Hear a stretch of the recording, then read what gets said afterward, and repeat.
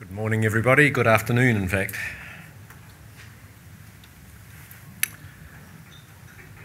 Thank you all for coming, and welcome to Chorus's fourth annual shareholders meeting. My name is Patrick Strange, and I'm the chairman of Chorus. Before we get going, just a bit of housekeeping. If there's a fire, a siren will sound, and exit at the back of the room and follow the signs out of the main building doors, and staff will direct you to an assembly area. If there's an earthquake, and we are in Wellington, please remain in the room and follow the instructions of the hotel staff. Toilets are located in the registration area and round the back, I think, and I think that's all our housekeeping. So I declare the meeting open. Behind us we have the agenda,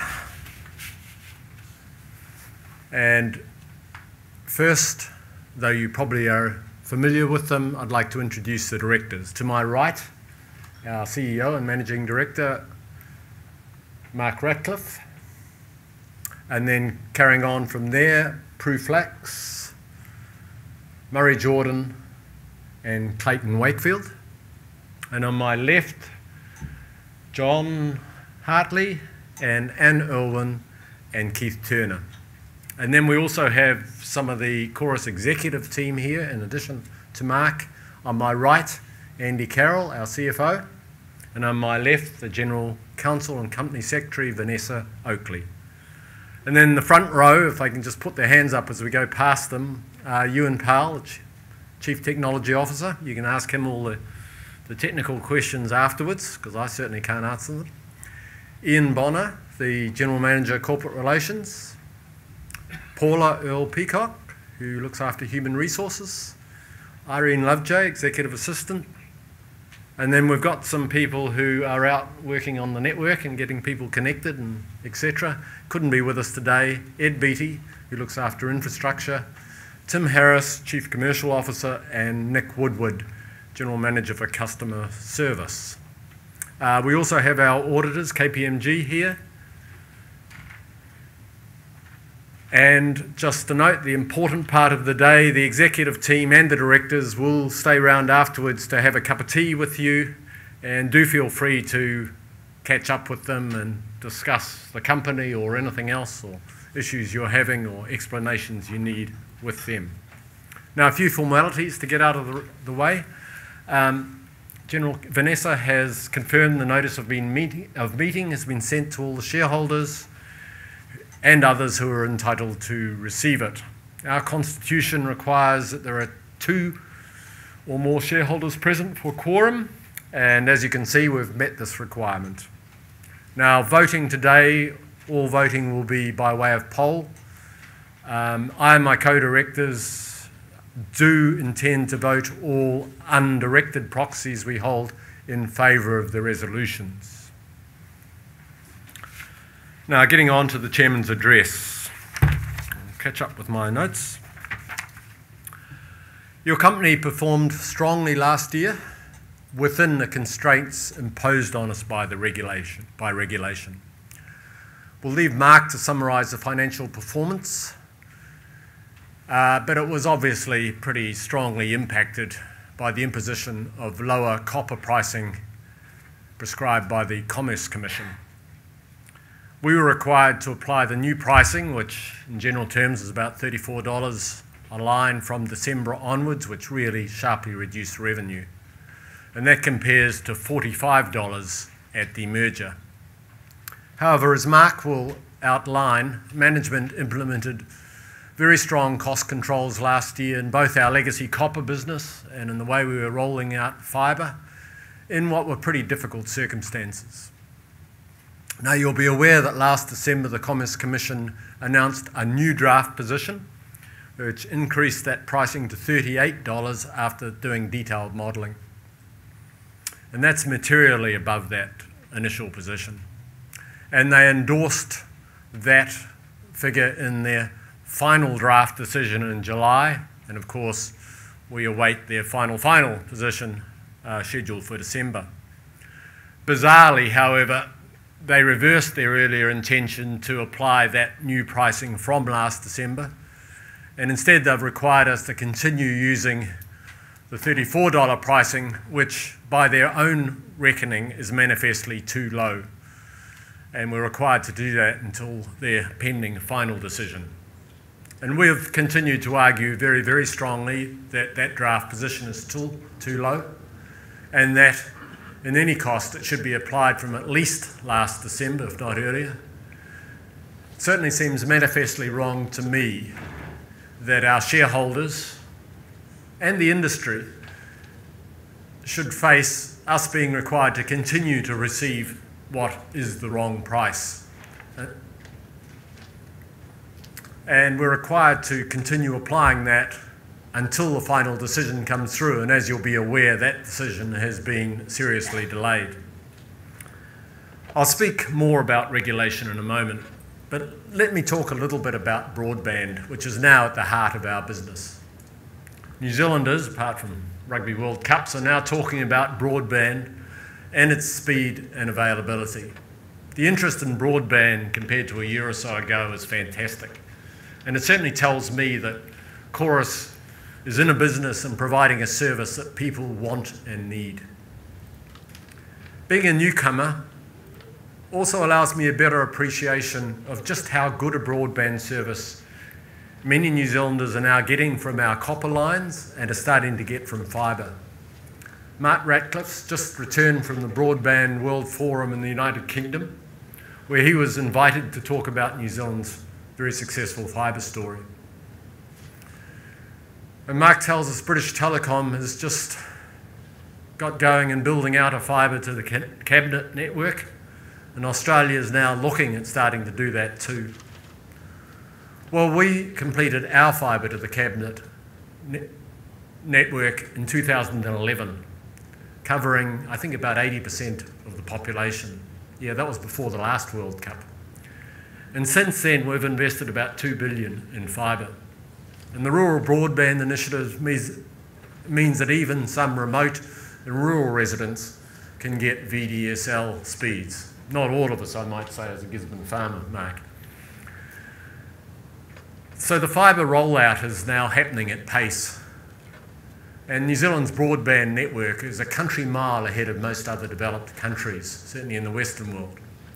In contrast, Australia's fibre rollout is awash in schedule delays, cost overruns and red ink. And the UK is still debating structural separation for British Telecom, with Chorus being cited as an example of the benefits that it would bring. Last year we connected 49,000 premises to fibre. This year we expect to connect at least 80,000, and it might be more. New Zealand is now leading the OECD for fibre growth. And we'll have to acknowledge the surging uptake is stretching us in the field, and not all our customers are yet getting the prompt installation service we aspire to. But we're working pretty hard to find more fibre technicians and to streamline the installation process, which we haven't got right, but we're improving on it. And that is our number one priority in the field. Without doubt, broadband has become the fourth utility. The evidence is written in purple on the footpaths everywhere. You can see the purples, the telecoms. New online services such as Lightbox, Neon and Netflix are only going to shift more people from broadcast airwaves onto the broadband pipe. But while broadband networks can transform communities and economies, they first need investors to build them. And that's where New Zealand's regulatory environment remains a very large sticking point. In a previous industry I've been involved in electricity transmission, we spent $3 billion in future-proofing the electricity system, basically to underpin our economic future. And the benefits of that now are huge. Transpower could do that off our balance sheet because it had the certainty of being allowed a fair economic return. And the big difference between electricity and communications, and our businesses are very similar, is that electricity has an orthodox regulatory regime that recognises the need for the investor to be able to rely on it for the 30 years or so of returns required. And certainly one of my big learning curves has been deciphering the regulatory complexity that Chorus has faced. The mind boggles, really. Imagine trying to explain the concept of a hypothetical network operator to international investors. And more recently, explaining to some pretty smart investors that the actual costs Chorus has incurred to build our fibre network have not been used in the Commerce Commission's modelling. They somehow assume that we can do it a whole lot cheaper, despite the fact that we outsource our fibre build to in a pretty fiercely competitive process. Perhaps they'd like to come and help us. We're waiting on the final copper pricing now from the Commerce Commission, which is due in December. And the fact that we're still waiting is a cost to the New Zealand economy and obviously to Chorus. And that final price will have a significant bearing on our ability to fund ongoing investment in the successful New Zealand broadband story. It will also determine the extent to which we can review the cost-saving initiatives introduced to address the funding shortfall which resulted from the Commission's initial, now discredited pricing. We've had to restrict, for example, proactive maintenance and IT investment, which invariably long-term means poorer outcomes for end users. And it has been a difficult time for the Chorus staff, but they've responded with tremendous commitment, and their engagement, which in my experience is huge, nothing I ever managed to achieve elsewhere, resulted in your company being named Australasian Employer of the Year this year. As well as having to run the business at its limits, we've also, with regret, had to suspend dividends for shareholders. We'll revisit that if and when we receive a favourable pricing decision from the Commission. Certainly, it's been a very poor signal to the New Zealand and international investors we need to fund New Zealand's future fibre network. And equally, the departure of about 8,000 shareholders from Chorus's register over the 2 years since we last paid a dividend is a serious loss for New Zealand. They're predominantly the small New Zealand holders who the government has worked so hard to get back into the markets. Your directors have had a pretty demanding time over the last few years, dealing with some pretty complex issues. And I think observing it for most of that time as an outsider, they've fought your corner pretty well. We've refreshed the board this year with Murray and me joining. And so we've added the additional director, which, as we signalled to you.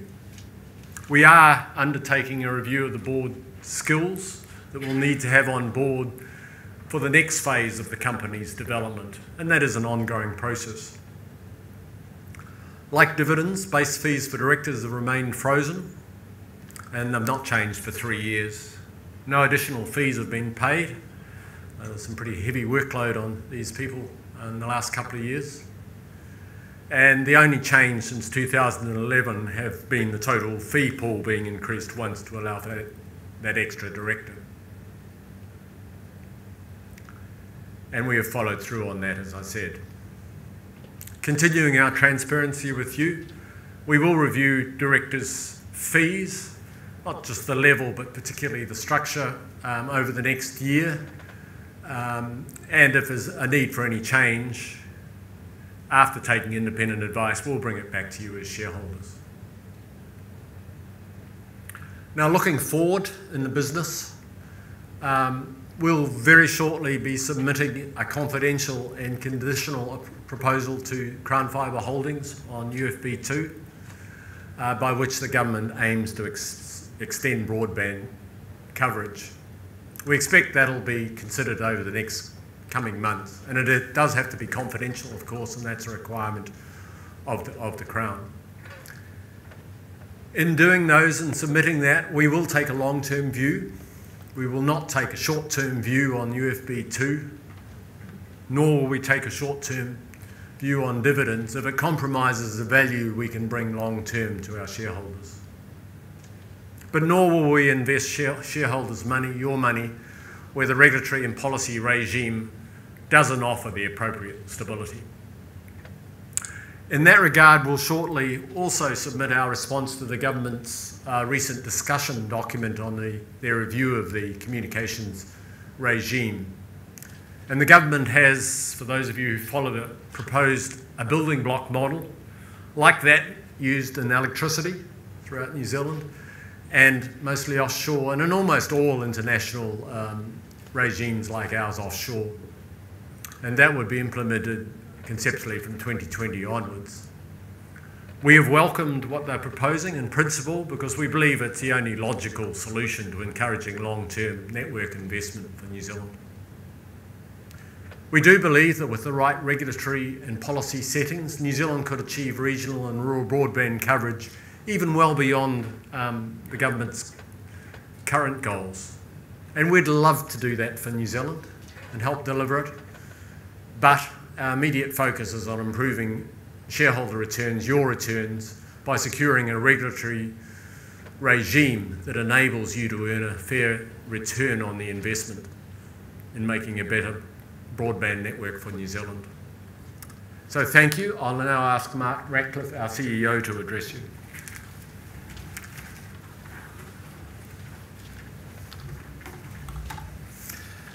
Thank you, Patrick, and good afternoon, everyone. Firstly, I'd like to give you a brief update on the details that underpin the company's performance that Patrick outlined a few moments ago. Our recent full-year results show just how unusual things have become in this climate of regulatory uncertainty. At a network level, we delivered a strong result, with everything suggesting a healthy network business. Those are the green arrows. Fixed line and broadband connections were up at year end, and our broadband rollout programs were on track. But the financials went the wrong way, simply because we had 7 months of reduced regulatory pricing in the mix. Revenues were down 5% year on year, EBITDA by 7%, and net profit after tax by 39%. Those financial results would have been much lower, but the initiatives we have implemented to restrict spending and to reshape the business. We've implemented over 100 individual revenue, cost, capital expenditure and capital management initiatives. It isn't to say that we were doing things inefficiently before, it's just that when you're managing for cash rather than longer term value, you make a different set of choices. Those initiatives did have ongoing consequences for a wide range of stakeholders and the network. We have put a handbrake on all discretionary spending, with current and future implications for consumers and retail service providers. Investment programs involving proactive maintenance, information technology platforms remain deferred wherever possible as a result of that. Upfront cost recovery requirements have reduced demand for new network extensions to homes and businesses, and we've repriced a range of commercial services which are either yielding additional revenues or resulting in less capital expenditure. Those results were ahead of our targets, with a decline in nominal costs despite the ongoing increase in employees through the 2015 year. On the CapEx front, trends in common and copper CapEx spend are clear evidence that our initiatives are working, with avoided or deferred capital expenditure significantly ahead of budget. But deferred network and IT spend is resulting in additional operating costs, and of course shareholders have not had a dividend for over 2 years. This programme of initiatives will continue until we receive the Commission's final pricing decision. The quality of that outcome will determine the extent to which initiatives can be relaxed or halted. Yet despite the highly constrained operating environment, we are continuing to meet our commitments to both the Crown and the people of New Zealand. We're now 45% of the way through our rollout of our UFB network. The rollout is New Zealand's largest ever communications project. The existing Chorus network was built incrementally over a century as towns and cities grew across New Zealand. UFB rollout requires us to deliver 17,000 kilometres of fibre down 44,000 streets across 24 cities and towns by the end of 2019. We're at the point in the rollout where we are starting to tick off the smaller areas that have been completed, and as you can see, 7 are now finished. Ashburton, Blenheim, Timaru, Oamaru and Taupo will finish by the end of the financial year FY15, with Greymouth and Masterton being most recently completed. And we expect to complete work in Waiuku, Rotorua and Queenstown during this financial year. Sometimes it's quite easy to overlook just what is being achieved here. When you tell international telecommunications that we're building network in places with less than 5,000 premises, they're truly astounded. In the United States, Google talks about connecting fibre cities, not fibre towns, and we're also very close to the completion of our parts in the Rural Broadband Initiative. The combination of these two initiatives will make broadband available to more than 80% of New Zealand. They've also been so successful that government is looking to extend both even further. I've just returned from the UK where they're considering adopting the Chorus model for British Telecom. And whilst I was over there, I gave some sense of the doing here. By international comparisons today, we're nudging ahead of the OECD average for availability of fibre, and once UFB is completed, we'll be comfortably in the top 10 countries globally. I mean, something that we're not often in OECD rankings on any measure. If we get the right regulatory settings, we think we can go even further. I guess a reflection from my time in Europe is that we are considerably further ahead in terms of the rollout of broadband there, and it's unlikely that the rest of Europe will catch up for decades at least. I think when we're benchmarking ourselves, it needs to be against the most progressive broadband nations, which typically are in Asia. Not the countries we traditionally compare ourselves, which has always tended to be with Europe and the US. We're the envy of many. They want to do what we're doing, but haven't quite figured out how to do it in their countries. I firmly believe that the fibre network we're building today will be a visionary investment that future generations will thank us for. And I think it was visionary because when we agreed to partner with the government and to establish Chorus, no guarantees whatsoever that there any real mass market demand for fibre-based services. All signs are now that fibre is taking off massively, already outstripping the take-up of copper broadband at the same stage of availability by some distance. After 4 years of availability, copper broadband was taken up by 8% of customers who could buy it, and we're already pushing 20% for fibre. Also worth comparing ourselves to Sky TV, probably the easiest one to compare with there because each one of those required an installation in the home. As far as we can see, Sky appear to have generally added between 30 and 50,000 new subscribers each year pretty consistently over the last 20 years. This financial year, we could end up doing as many as 80,000 connections, or twice Sky TV's busiest ever year. I think also the other comparison is there, I think that Vector said last year that they connected 7,500 new homes to the electricity network, so pretty substantial piece of work there. So by a large distance, New Zealanders are leading the world in their appetite for fibre. We have comfortably the fastest growth in the OECD, with more than 10 times the OECD average. It's clear to me that 2015 is the year that fibre has gone mass market in New Zealand, and that change has come upon all of us in the industry remarkably rapidly. I hope you can see from this that some of the commentary I see around the traps about sluggish take-up for fibre is so demonstrably inaccurate that it's laughable. It's an enormous hit and looks set to grow even faster as we go forward. Of course, near exponential growth puts pressure on our business, especially at a time when we are financially constrained. A very big challenge for us is making sure that we have the people and the skills available in the right places to meet demand, the surging demand for our products. By way of illustration, in 2013 we had 5 two-person crews across the whole of New Zealand who were dedicated to installing fibre. Today, at the midpoint in 2015, we have 400 two-people crews across 5 different service company partners. Our biggest challenge at present is hiring people quickly enough to meet the growing demand for fibre and training them up to deliver installations that are every bit as complex as adding in any other utility to your property. It takes us between 3 and 6 months to train up a new fibre tech, as it requires a wide range of skills, including customer services, hard physical work, and sometimes quite technical installations inside the property. As demand looks set to grow even further, we will continue to recruit and train as fast as we possibly can, and also work with the industry to forecast accurately to make sure we have the right numbers of people in place. One of the most recent positive trends that we've seen is that more and more people are opting for the higher specification fibre connections. This seems most likely to be driven by the emergence of online TV services like Netflix, which require a much higher speed connection to deliver the kind of viewing experience that people want to see. The good news for us in this is that those higher specification product connections also are a much higher value to us. Overall, close to 40% of end users are now on the 100 megabit per second or higher connections, and consistently the more than 50% of all new orders are for the 100 megabits or higher there. That includes the now over 2,000 gigabit connections that we have in Dunedin. And demand shows little sign of abating. We currently have 18,000 orders in the UFB pipeline that we expect to turn into new fibre connections, subject to confirming fibre availability and the proportion of cancellations that typically occurs after people have ordered. 2/3 of those orders are now either scheduled for a future date or we're waiting for the customers to give us an installation date. Most of the remaining third are either complex installations that require consents from landlords or neighbours, or additional civil works to be done to enable the connection. We know this is a large pipeline, and sometimes customers are getting frustrated about how long they have to wait.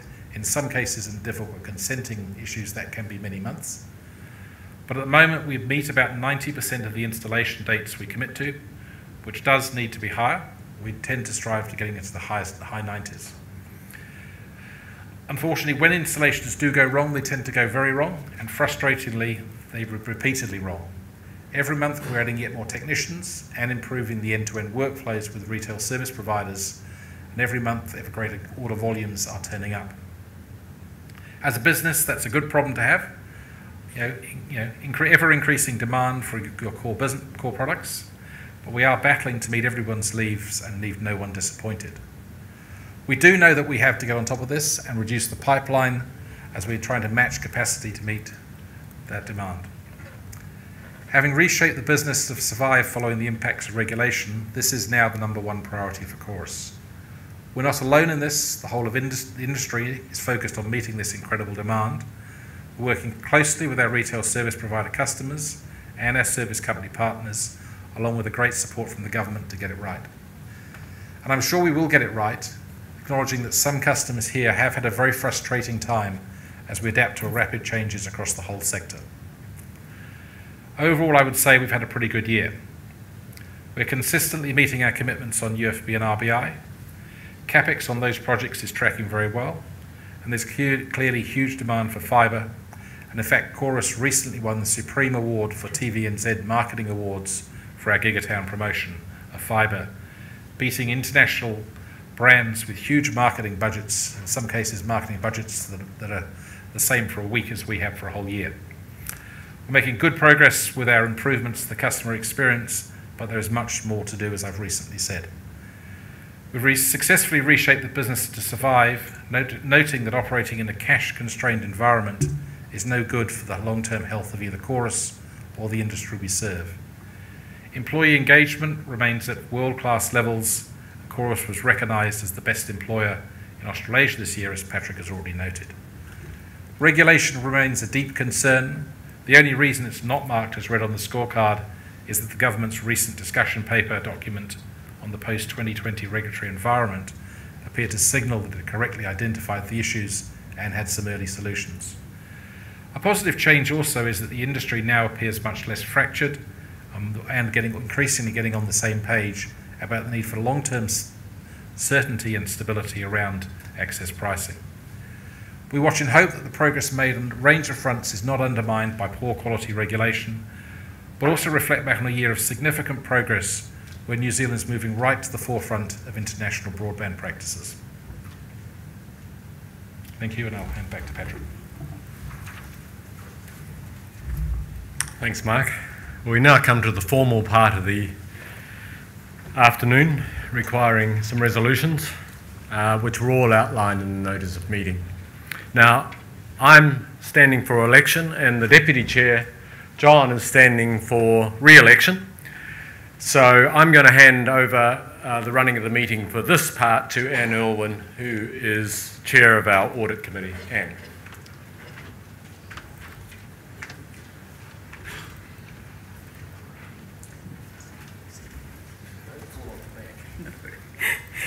Thank you, Patrick. Now, as Patrick mentioned at the outset, all votes will be cast by way of poll using the proxy voting forms provided to you with the notices of meeting. When I call for voting on each resolution, please go to your voting paper and tick the appropriate box to indicate your vote once you've made your decision. Please tick for, against, or abstain in the appropriate place on the form for each resolution, and then sign the form. Please do not tick the proxy discretion box, but if you are at all unsure about how to complete your form, just raise your hand and someone will assist you. Our auditors, KPMG, will act as scrutineers for the polls. So once you have completed and signed your form, please place it in one of the ballot boxes by the exit as you leave at the end of the meeting. There will be an opportunity to ask questions on or to speak to each resolution when it's being put to shareholders. When questions are called for, can I please ask that any shareholders wishing to speak raise their hand and a microphone will be brought to you. Please first state your name and then ask your question. Please remember that this meeting is being webcast, so you will also be heard by an audience outside of this room. And I ask, in the interest of fairness to others, that anyone wishing to speak to a resolution be as concise as possible. Meeting formalities mean that shareholders are only permitted to speak once on a motion, and that any questions must relate directly to the matter being considered.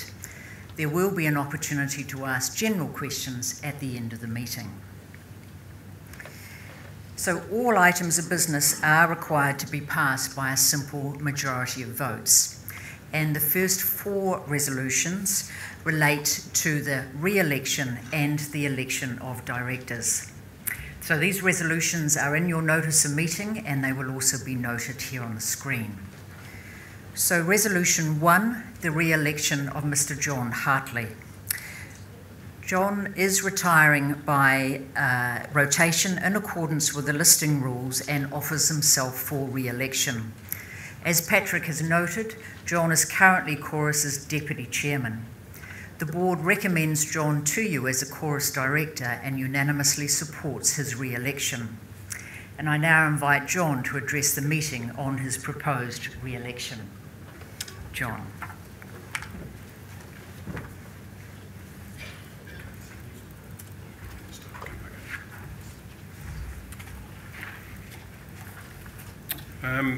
Good afternoon, and thank you, Anne, for that.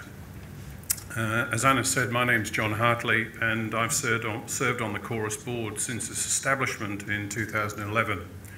I'm standing for re-election and request your support to continue to serve on the board on your behalf. I've held senior roles within diverse ranges of industries in both the commercial sector and also the not-for-profit sector. I've worked in several different countries. At this time, I'm focused on my director contributions to organisations. I'm Deputy Chairman of ASB Bank, I'm Deputy Chairman of Sovereign Assurance Limited, and I have Chairman and Trustee roles in 2 large NGOs, one based in California for World Vision and one based here in Wellington. I'm Chairman of the Wellington City Mission.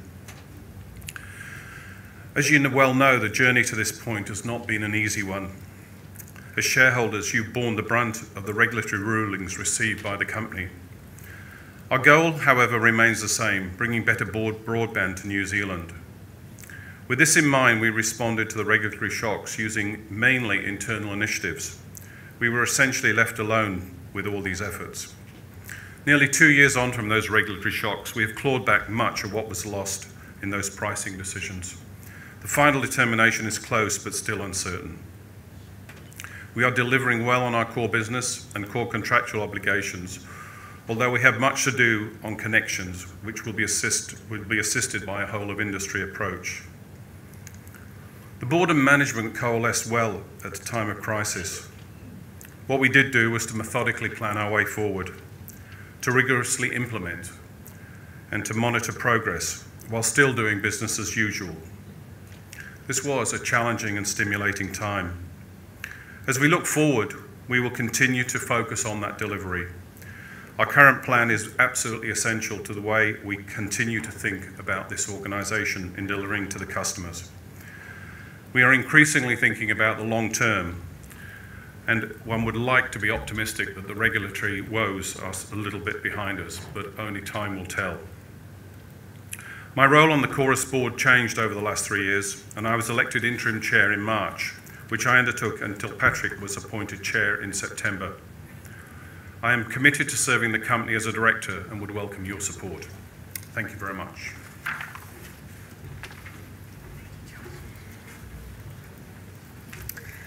So I now propose that Mr. John Hartley be re-elected as a director of Chorus. Are there matters for discussion or questions concerning this resolution?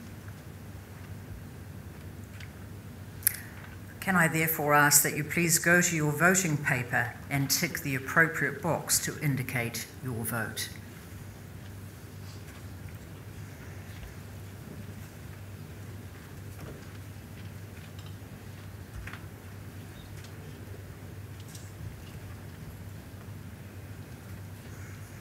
So Resolution 2 is the re-election of Ms. Prue Flax.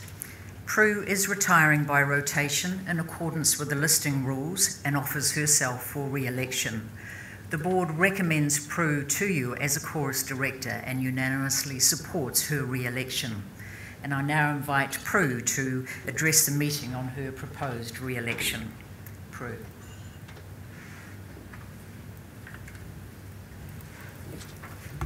Thank you, Anne, and good afternoon, ladies and gentlemen.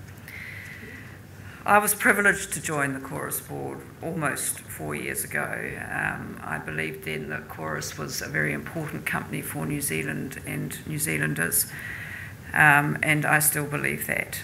The last couple of years have thrown us some challenges, and John's described some of those to you and the way that we as a board have responded to them, much of which isn't unfortunately visible to shareholders.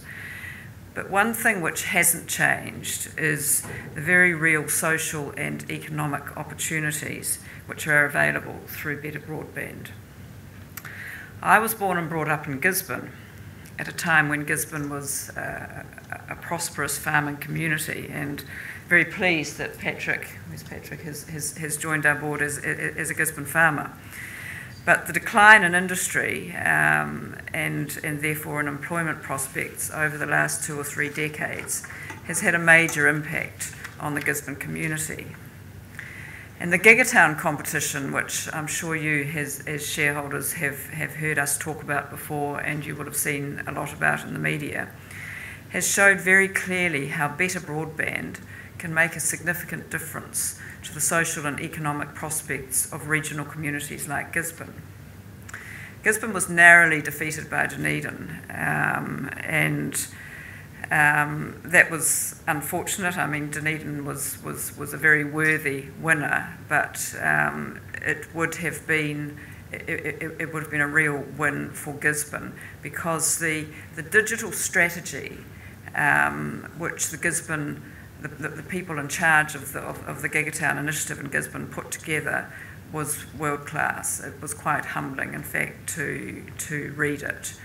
And the good thing is that strategy will be implemented, because through its participation in that competition, the community has seen the very real benefits that having a digital strategy will bring to a community like Gisborne. And I'm very proud to be a director of a company which has such an ongoing important role in supporting communities like Gisborne. My background is as a commercial lawyer with considerable experience in a range of areas which impact Chorus and Chorus's business. These include corporate and regulatory matters, corporate finance, capital markets, and business restructuring.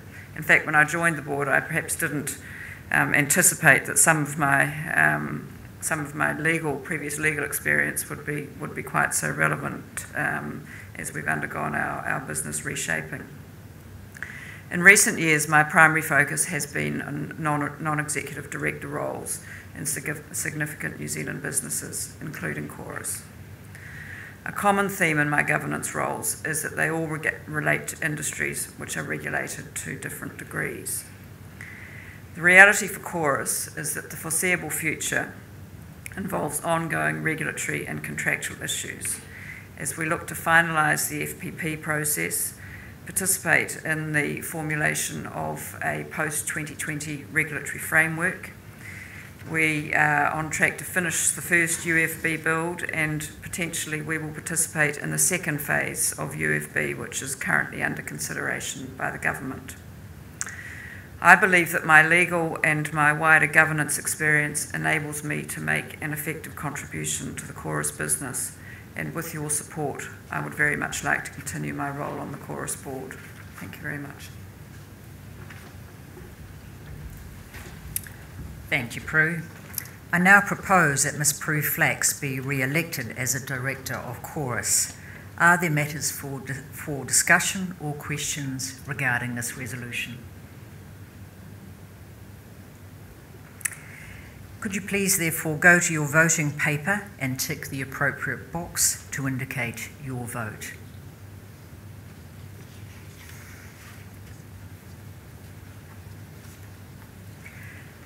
Resolution 3 is the election of Dr. Patrick Strange. Patrick was appointed as a Director of the Chorus Board in April this year and became Chairman on the 1st of September. Accordingly, Patrick is retiring in accordance with the listing rules and offers himself for election. The Board recommends Patrick to you as a Chorus Director and unanimously supports his election. And I now invite Patrick to address the meeting on his proposed election.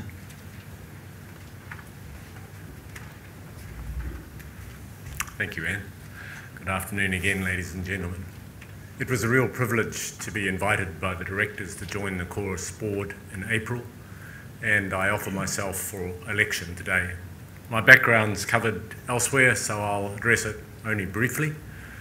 I am an engineer from Auckland University, earned my doctorate there and then spent 13 years abroad in Europe and the USA. After returning to New Zealand and Fletcher Energy in the 90s, I joined Vector, which was then Mercury Energy, of course, and became CEO after Auckland's power crisis. Most recently, I was CEO at Transpower and for over 6 years and led the $3 billion reinvestment in the national grid before retiring 18 months ago. Currently, I'm a director of Mighty River Power, Auckland International Airport and the Exchange, NZX Limited. I'm also a director of WorkSafe and the joint board of the state-owned New South Wales electricity lines companies. Both of those appointments are finite. I have retired effective in December from WorkSafe, and the New South Wales role will come to an end when the current privatisation process is complete. Chorus is a key infrastructure company for New Zealand with very strong parallels to the role that Transpower plays for electricity. I'll seek to add my infrastructure build and operations experience to the company and my experience in infrastructure regulation, the importance of which I don't need to explain to you. And of course, safety is an area of special focus for me. We still have challenges ahead, both in regulation and in completing the fibre build. But above all, Chorus has to concentrate on delivering ongoing and sustainable value to you, the shareholders, and this must always be the central focus of any director, as it will be for me. So thanks for your consideration, and if elected, I look forward to working with my fellow directors and Chorus's very strong management team to achieve this. Thank you.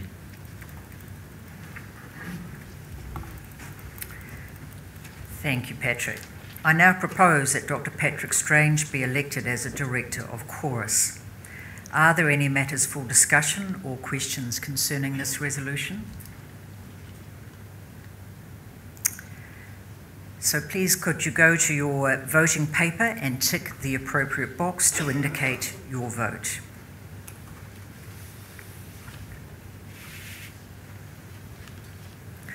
So turning to Resolution 4, the election of Mr. Murray Jordan. Murray was appointed to the board by Chorus's directors on the 1st of September, and as such he is retiring in accordance with the listing rules and he offers himself for election. The board recommends Murray to you as a Chorus director and unanimously supports his election. And I now invite Murray to address the meeting on his proposed election. Murray.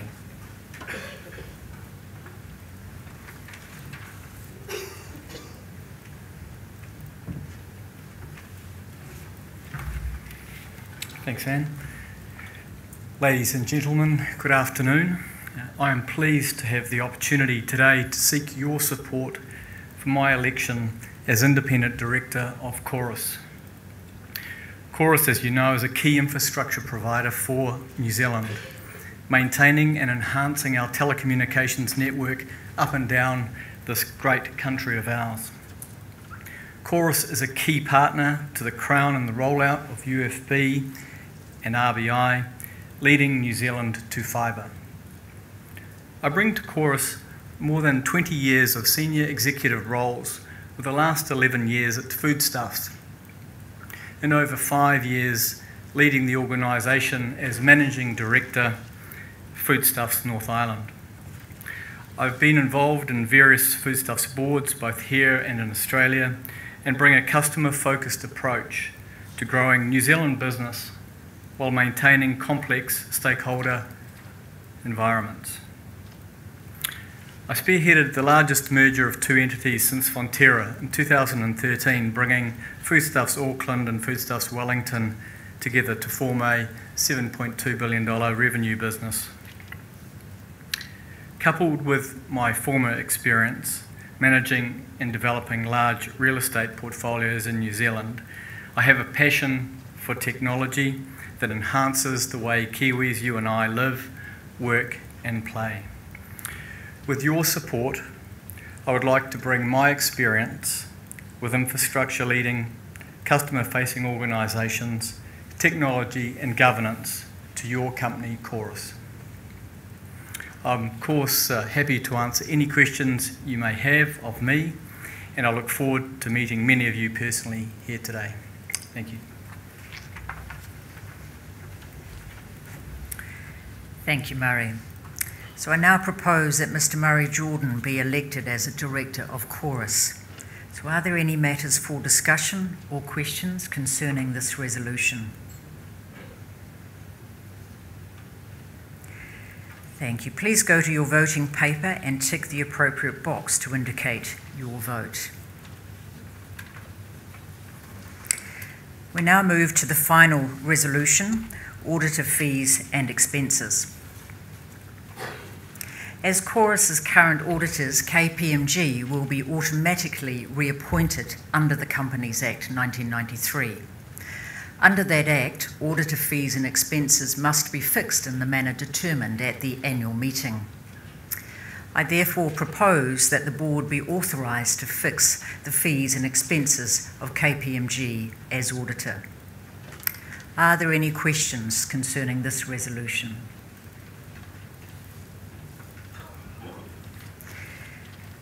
Please go to your voting paper and tick the appropriate box to indicate your vote. As that now concludes this part of the meeting, I will now hand back to Patrick.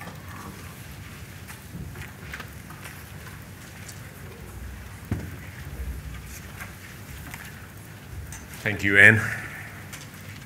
We now turn to the most important part of the meeting, and shortly I'll ask shareholders to bring forward any questions which they have about the presentations or the financial accounts or other matters that you want to raise. We'll follow the same process as earlier. So if you have a question, just put your hand up and we'll bring a microphone to you. And if you could just state your name before you ask the question. I ask in fairness to the others here that you keep your question to the point and brief, and basically one question per shareholder. And of course, I'll remind you that if you do have things which you just want clarified or anything, management and the directors will be round for coffee afterwards, and please buttonhole them and ask those questions. So do we have any questions?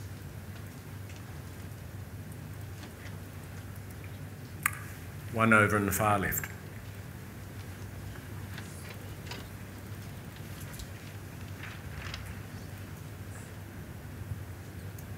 My name is Vinny Venkatesh. I'm representing the New Zealand Shareholders Association. Got a question which has got two parts. My My apologies, I turned up a little bit late. But broadly, what I heard today was, until you get to see what the outcome of the regulatory report is, you're not talking dividends. We've had 3 years of no dividends. You're asking shareholders to pay for the broadband as well as pay for the upkeep of the copper network. I don't think this is a way which will get additional funding for major infrastructure projects.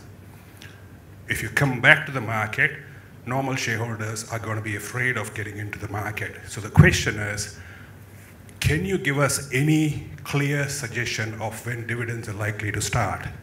And the second part of the question is, I understand that the Crown Fibre Holdings has a backstop for Chorus. Have you actually used any of that? Because my understanding is, if you did that, you need to seek approval from CHF to pay any dividends until December 2019. Okay, thanks for the question. Our arrangements with the banks reached last year is that we cannot pay a dividend until the final FPP price comes out, which the Commerce Commission is targeting December, and we'd be very disappointed if that slipped any further. So basically we are constrained till after that, and we would expect to make, providing we get a decision from the Commerce Commission in December, to bring forth a comment about dividends, their likelihood and their size at the half-yearly accounts. But until then, we regret the fact that we've had to suspend dividends.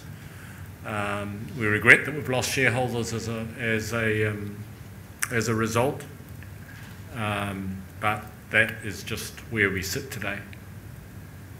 But hopefully the Commerce Commission, Vanessa assures me, should be on time. Vanessa?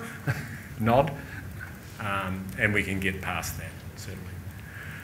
The second part of the question, probably Andy or Mark can, on the Crown Fibre backstop. Yep, I think that's pretty easy. We haven't drawn any of that backstop money from there, so Crown Fibre Holdings have no influence on the dividend. Thanks for the question. It's a very good one. Now, other questions? Or one. Yeah, we've got you. My name's Paul Clark. You said that you weren't certain at what rate the government were going to allow Chorus to charge its services at. I think that's effectively it. Aren't you, in effect, saying that the shareholders were effectively putting a punt on the horse races, if you know what I mean, for the phrase, as to whether or not we'll get a decent return on our money? And should we keep pumping money in under that type of circumstance? It may be good for New Zealand, but whether or not it's good for those shareholders is a separate matter. Look, the board totally sympathises with your question. It's actually not the government that makes the decision on the copper pricing. It is the Commerce Commission. And you've heard the board's views. We were certainly more encouraged at $38, so we think it's too low, but it's a lot better than $34, quite materially.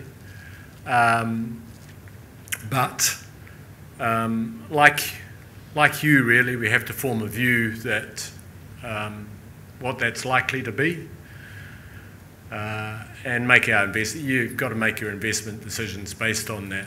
But looking long term, which is the most important thing, we think the 2020 review of the regulatory regime is immensely important, and we would like it to go to traditional regulation, building block model, which is what I'm used to in all the other businesses I've been involved in New Zealand and offshore, and it makes it much more predictable. I mean, you still have the regulator challenging you on costs, as is their role. You're a monopoly. And, you know, there's always an argument about what WACC should be. But it's a much more stable regime, which is necessary if we're to, you know, ask the big institutions and the small shareholders to continue putting their money in Chorus. So we're totally aligned with your question. I mean, well, we'll just wait and see what comes out in December. We're arguing your case, really, pretty strenuously, as you'll see, and we don't hold back on our comments. But we're also encouraged by the discussion paper on the future of regulations, which was a pretty strong steer towards building block model. So I think, fair to say, Mark, cautiously optimistic. But we worked pretty hard to have our input there and to work with the rest of the industry, which I think, and it's very important, we've got RSPs out there, community groups, etc. There is a trending alignment towards supporting the need for a good, stable regulatory model, because they do realise that without it, we will not get the investment. But thanks for the question. Other questions, any more? Before holding everybody's up, hopefully the tea is warm, the scones are hot. We'll have one more if there's any coming, but otherwise we'll ask them informally outside. Well, thank you for that. That brings us to the close of the meeting. Thanks. We really do appreciate you coming and taking the time and to participate and to join us, and for two excellent questions, I might say. So I invite you to join us all outside for refreshments and discussion.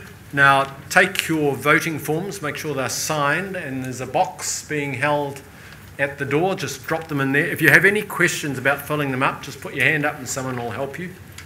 I won't actually quite close the meeting formally. I'll just wait and we'll do the formal stuff on the vote counting so we can get the resolutions, etc. But please, I can do that quietly, and then I'll formally close the meeting and join you for coffee. So thanks again, and I hope the Wellington weather has cleaned up a bit from what it was earlier today. Thank you.